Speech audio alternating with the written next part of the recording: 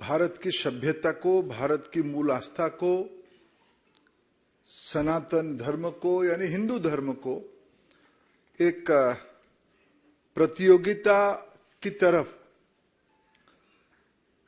गाली देने में, कोसने में, अपमानित करने में जैसे मानो एक कंपटीशन शुरू हो गया है।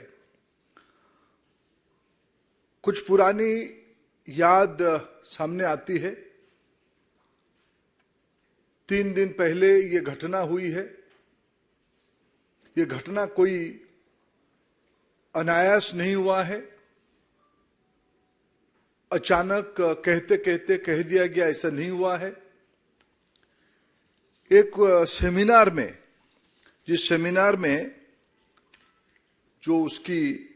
जिसके कारण, जिनके बयान के कारण ये विवाद हुई है, उन्होंने एक सेमिनार में उदयनिधि ने उसको बोला है और उससे मुंबई की उनकी अभी इंडिया अलायंस की मीटिंग हुई है, घमंडिया समूह की मीटिंग हुई है। उस कन्वेंशन में उन्होंने कन्वेनर तय नहीं कर पाया, नेता तय नहीं कर पाए, लेकिन नीति तय कर दिए। नीति उन्होंने तय किया, सनातन को नीचा करना। इसलिए कभी उदयनिधि, कभी कार्ति चिदंबरम, कभी प्रियंका खड़गे, कभी बिहार की शिक्षा मंत्री नीतीश जी के शिक्षा मंत्री, कभी युवराज अखिलेश यादव जी के प्रमुख नेता स्वामी प्रसाद मौर्य जी, कभी केजरीवाल जी के नेता गौतम जी। ये सब एक योजना के तहत अलग अलग समय में इस काम पे लग गए हैं। और अभी अभी तो कांग्रेस पार्टी की प्रमुख नेता वेणुगोपाल जी का बयान में अभी आज से देख रहा था। उन्होंने सारा हद को पार किया। जब आप लोगों ने उनको पूछा कि इसमें कांग्रेस पार्टी की टिप्पणी क्या है, उन्होंने उसमें कहा कि कांग्रेस पार्टी सर्वधर्म समभाव पे विश्वास रखती है। कांग्रेस पार्टी अभिव्यक्ति की स्वतंत्रता को सम्मान करती है। हम पूछना चाहते हैं कि क्या सनातन धर्म को गाली देना,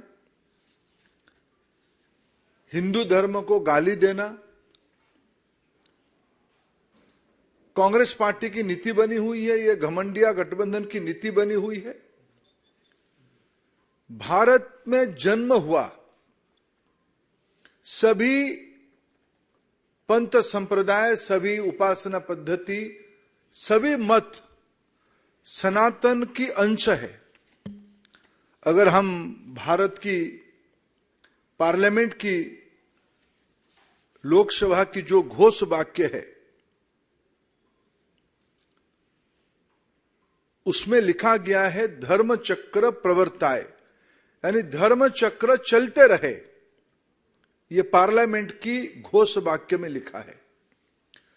भारत की सुप्रीम कोर्ट की घोष वाक्य है योत धर्म तोत जय, यानी जहां धर्म वहीं जय होगा। यह सब सनातन है। क्या गांधी परिवार को खुश करने के लिए, मैं इसलिए 2014 की बात, 2009 की बात याद करता हूं, 2014 की बात याद करता हूं और सुप्रीम कोर्ट की हेट स्पीच को याद दिलाता हूं। सुप्रीम कोर्ट ने बड़े स्पष्टता के साथ कहा है, कोई भी नेता समाज में, अभी अभी कहा है कि समाज में तनाव पैदा करने के लिए कोई भी काम ना करे। 2014 की पहले, आप तो याद करिए, 11, 12, 13 में भगवा आतंकवाद का शब्द लाया गया। किसी ने तो नहीं कहा गुलाबी आतंकवाद, किसी ने तो नहीं कहा कि सबूज आतंकवाद, किसी ने तो नहीं कहा ब्लू आतंकवाद, मैजेंडा आतंकवाद। आपने क्यों कहा था भगवा आतंकवाद? क्यों? आपकी पैर के नीचे जमीन जा चुकी थी, आपको इसके अंदेशा लग गया था। इसलिए समाज में तनाव बढ़ाने के लिए, समाज में विद्वेष बढ़े, आपने जानबूझ के एक नैरेटिव सेट किया। हम लोग कोई ना भूले, विदेश में जाके ये बात कही गई थी कि हिंदुत्व को डिसमेंटल करने की वर्कशॉप की जाती, उसकी पुनरावृत्ति अभी हो रही है। अभी देश की सर्व समाज की लोगों ने, सभी जाति संप्रदाय पंथ के लोगों ने जब एकजुट होके एक कल्याणकारी व्यवस्था के साथ खड़े हैं, ये वंशवादी नेताओं को ये पच नहीं रहा है। इसलिए पुनः उन्होंने पुराना स्टोरी लाइन को लाने के लिए काम किया है। ये नफरत की दुकान चलाने वाले लोग, ये कहते हैं हम महवत की दुकान चलाते हैं, ये नफरत की दुकान चलाने वाले लोग, ये अंग्रेजों से ये गुण उनमें अभी भी बचा है। फूट करो और राज चलाओ, डिवाइड एंड रूल पॉलिसी के तहत समाज में विद्वेष खड़ा करो और एक तबके को पकड़ के भय खड़ा करके राज करो। इसमें अभी तक आश्चर्य की बात है, राहुल गांधी चुप है। वो तो मंदिर जाने वाले हैं, वो तो कभी कभी तिलक भी लगाते हैं, जनेऊ भी पहनते हैं। तब भी हम लोगों ने कहा था ये भ्रम है, ये नाटक है। अभी जब चुनाव नजदीक आ रहा है, उनकी नाटक और स्पष्ट हो रहा है। इनको सनातन धर्म की एकता पे डर पैदा हुआ है।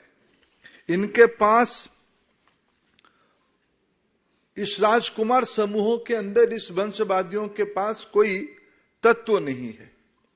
ये कोई, इसलिए हमें कोई आश्चर्य नहीं हो रहा है।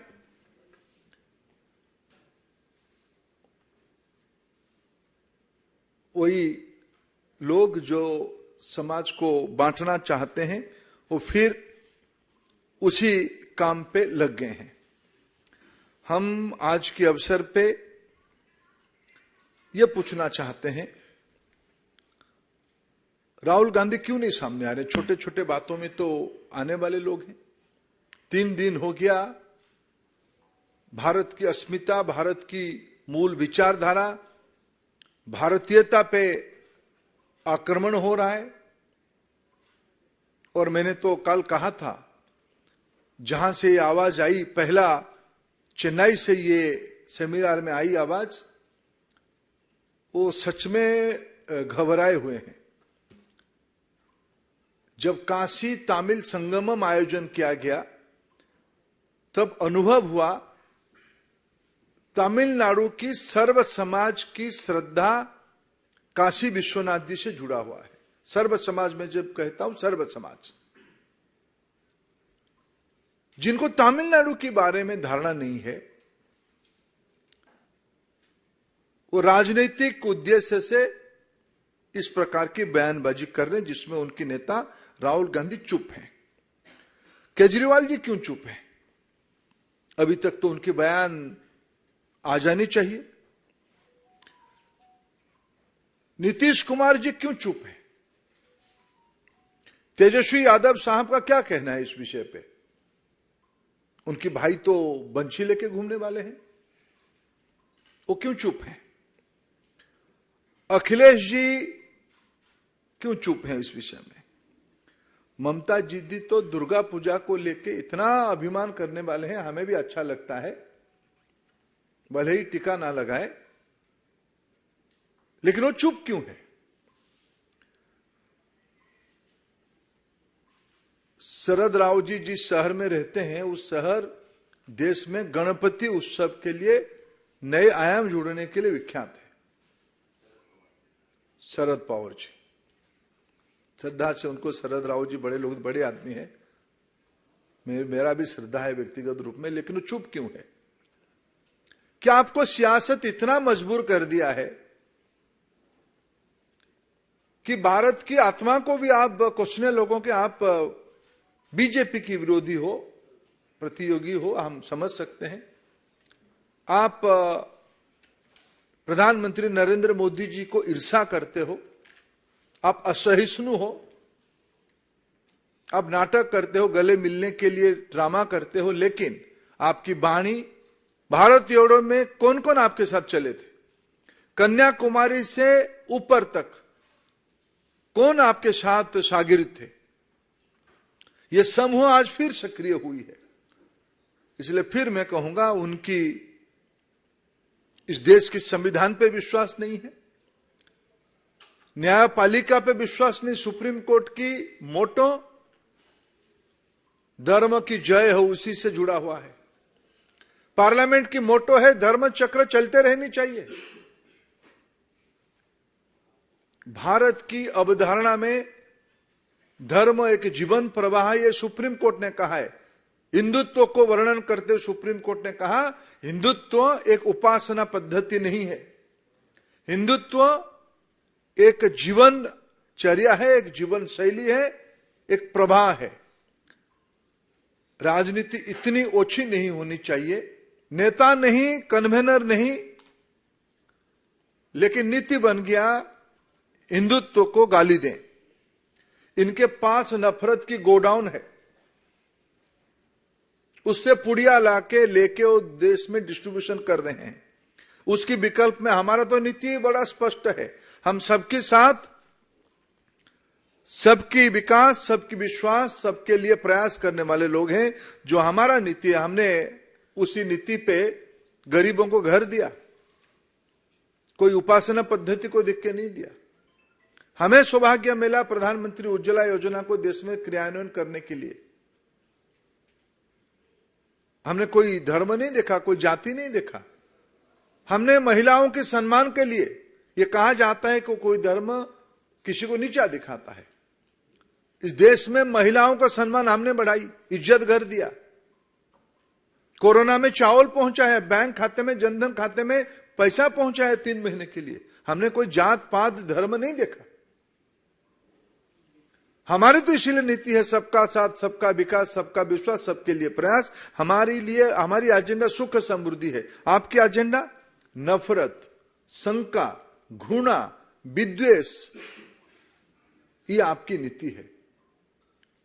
भारतीय जनता पार्टी ये अपेक्षा रखती है और हम मांग करते हैं, ये इंडिया अलायंस वाले, घमंडिया गठबंधन वाले इसकी स्पष्टता करे, विशेष करके कांग्रेस पार्टी। ये नहीं चल सकता है ये कह के कि किसी का ये व्यक्ति अभिव्यक्ति का स्वतंत्रता है। क्या हिंदुत्व को गाली देना अभिव्यक्ति में आपका ये स्वतंत्रता का इंटरप्रिटेशन है?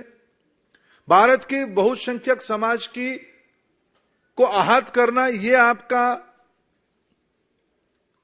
अभिव्यक्ति की स्वतंत्रता की परिभाषा है? कांग्रेस पार्टी इस बयान को खंडन करने के बजाय महिमा मंडन कर रही, ये चिंता के विषय। हम उसको कठोर से कठोर शब्दों में निंदा करते हैं। सुजीत ठाकुर, दैनिक भास्कर।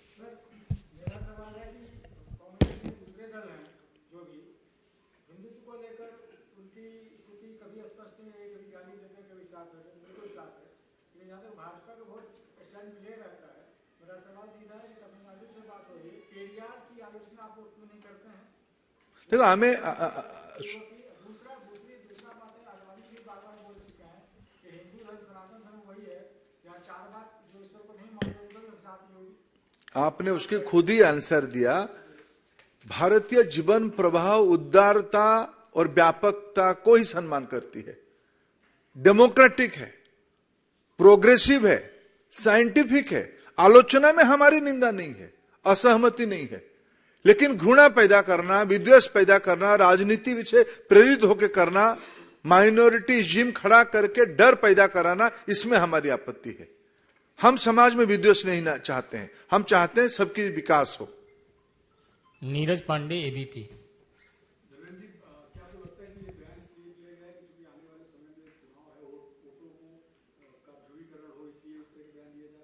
देखिए, जिनके पास मुद्दा नहीं रहता है, हमने कहा ना, पीढ़ी दर पीढ़ी इनके हाथ में देश की बागडोर रहा।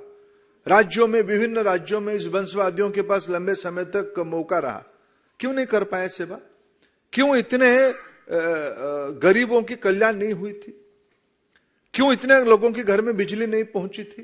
क्यों पीने की, शुद्ध पीने की पानी नहीं पहुंची थी? क्यों इज्जत घर यानी शौचालय नहीं बनी थी? क्यों स्वच्छ ईंधन नहीं पहुंची थी? क्यों बैंक खाते नहीं खुले थे? क्यों स्वास्थ्य की चिंता नहीं की गई थी? ये तो बुनियादी चिंता है। जो लोग ये सब नहीं कर पाए थे, सच्चर कमेटी कौन बिठाया था? इन्हीं लोगों की समय में बिठा था। सच्चर कमेटी क्या दर्शाया था? सच्चर कमेटी तो कुछ विषय को तो सामने लाया था, समाधान में हमारी एक अलग भिन्न मत थी। तुष्टिकरण से समाधान नहीं होती है, सैचुरेशन से समाधान होती है। इसलिए प्रधानमंत्री मोदी जी की पद्धति रही है सबके लिए। कुछ लोगों को देख के कुछ लोगों के मन में अनास्था प्रकट करना, ये हमारी नीति नहीं रही। सबका साथ, हमने इंटीग्रेशन की बात कही। वो लोग घबराए हुए हैं, राजनीति उनको सता रही है, इसलिए स्वाभाविक कि आपकी प्रश्न भी सही है। अरुण, CNN। जब से उदयन जी का ये स्टेटमेंट आया, उसके बाद हम देख रहे हैं ऑपोजिशन के बहुत सारे नेता अलग अलग स्टेटमेंट दे रहे हैं। कई लोग बच रहे हैं, कई ये कह रहे हैं कि हमने स्टेटमेंट सुना नहीं है, उन्होंने क्या कहा है। लेकिन बहुत सारे लोग ये भी कह रहे हैं कि बीजेपी कौन है उनको सर्टिफिकेट देने वाली, इस मुद्दे को लेकर। नहीं, बीजेपी कौन है सर्टिफिकेट देने का प्रश्न नहीं है। अभिव्यक्ति की स्वतंत्रता यह संवैधानिक विषय है। हमारे संविधान में कहा गया है कि सभी को सम्मान करना पड़ेगा। मैं आपको सम्मान करूं ना करूं, आपको गाली देने की मेरे को कौन अधिकार दिया? और मैं तो प्रश्न पूछूंगा ही ना। राम सेतु को आपने विरोध किया था, राम मंदिर के अस्तित्व पे आपने प्रश्न उठाया था, सुप्रीम कोर्ट ने कहा राम मंदिर वही होनी चाहिए। जन आंदोलन हुआ, यह उपलब्धि है, लेकिन सुप्रीम कोर्ट ने कहा। आप बात बात पे कहते हो संविधान के खिलाफ लोग हैं। कौन संविधान के खिलाफ? आप तो संविधान विरोधी हो। सुप्रीम कोर्ट ने कहा है कि हिंदू एक उपासना पद्धति नहीं है, हिंदुत्व एक जीवन शैली है। आपको कौन अधिकार दिया है उसको गाली देने के लिए? हेट स्पीच के बारे में सुप्रीम कोर्ट ने क्या कहा है? आप ऐसा कुछ ना करो, समाज में तनाव खड़ा कर रहे हो। आप तो कोई काम कर रहे हो। विषय बीजेपी का नहीं है, विषय देश की अस्मिता की है, भारतीयता की है। आप समाज में जब आपको मूल विषय में आपको बताऊं, सच में इनके मन में पीड़ा है कि विश्व भर के नेता आके प्रधानमंत्री जी का प्रशंसा करेंगे, पूछेंगे डिजिटल इकोनॉमी में आप इतने गरीबों को कैसे पैसा पहुंचा रहे हो, आपकी यूपीआई कैसे सफल हो रहा है, आपने इतने घरों में चावल कैसे पहुंचाने के लिए रचना पीडीएस सिस्टम को लगाया डिजिटली, आप इतने वैक्सीन कैसे लगाए, 225 करोड़ वैक्सीन बनाया, लगाया, बूस्टर डोज भी लगाया, 25 बिलियन की मेडिसिन हमने एक्सपोर्ट किया। कैसे किया? आज दुनिया में डिजिटल ट्रांजैक्शन 100 रुपया होता है तो 46 रुपया, 46 रुपया भारत में होती है। यह विश्व की ग्लोबल बेंचमार्क बन चुकी है, मॉडल बन चुकी है। उनके मन में कुंठा है, ये सब आज चर्चा होगी। देश में आदृत हो रहा है, नई पीढ़ी उसमें से जुड़ रहा है। ये सब कैसे हो रहा है? हम कैसे नहीं कर पा रहे हैं? जागीर तो हमारे पास था। ये सामान्य घर की व्यक्ति ऐसे कैसे आके काम कर रहा है? कैसे, कौन है ये मोदी?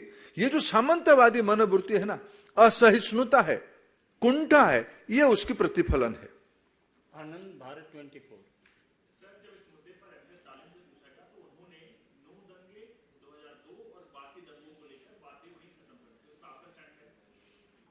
देखिए, उनके घर में मैं तो आज एक विषय को आपको याद दिलाऊं।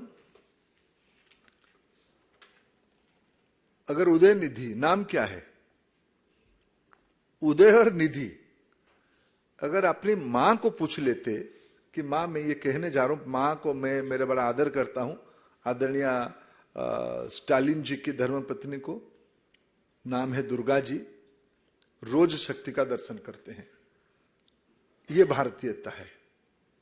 अगर थोड़ा बहुत पूछ लेते ना, दंगा 2014 के बाद भारत में नहीं के बराबर है। आज भाईचारा की सरकार है, विकास की सरकार है, सौहार्द की सरकार है। ये सब भी, ये सारे में आज भारत 5 नंबर की अर्थनीति बन गई। पीड़ा उस विषय की है। आमोद राय, टीवी 9। पहले उत्तर प्रदेश, बिहार और अब दक्षिण भारत में ये लगातार जो हो रहा है, ये कहीं न कहीं ओबीसी वोट को अपने तरफ उठाव करने के लिए किया जा रहा है या हिंदू वोट बैंक में बांटने की कोशिश कर रहा है? देखो, भारतीय जनता पार्टी सर्व समाज, सर्वस्पर्शी और सभी को साथ लेकर चलना चाहता है। आज जो बीजेपी की जनाधार बना है, जो 2014 में प्रधानमंत्री जी पहला भाषण में पार्लियामेंट की सेंट्रल हॉल में कहा था, मेरे सरकार देश की गरीब, महिला, वंचित, अनुसूचित जाति, जनजाति के प्रति समर्पित रहेगा। पिछले 9 सालों में उसमें हमने काम किया है। घर में उजाला लाए हैं, घर बनाई है, पानी पहुंचाया है, शौचालय बनाया है, स्वास्थ्य की चिंता किया है, रोजगार बढ़ाया है। इस साल बजट में 10 लाख करोड़ रुपया की कैपेक्स इंप्लीमेंट हो रहा है, रोजगार बढ़ रही है। भारत दुनिया की स्किल हब बन रहा है। इसमें हम विश्वास करते हैं। भारत की कुछ सहजता रहेगी, लेकिन हमारे विश्वास है विकास के साथ, एस्पिरेशन के साथ लोग जुड़ेंगे। यतीन्द्र, टीवी 18।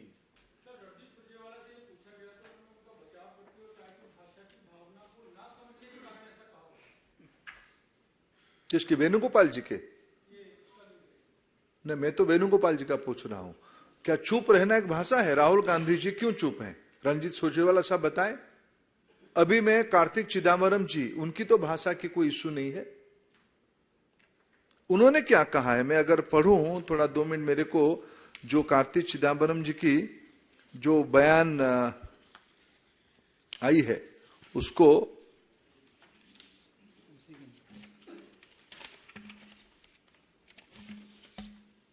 कार्तिक चिदम्बरम जी ने कहा है कि इसको फेंक देना चाहिए, हिंदुत्व को, सनातन धर्म को छोड़ देनी चाहिए।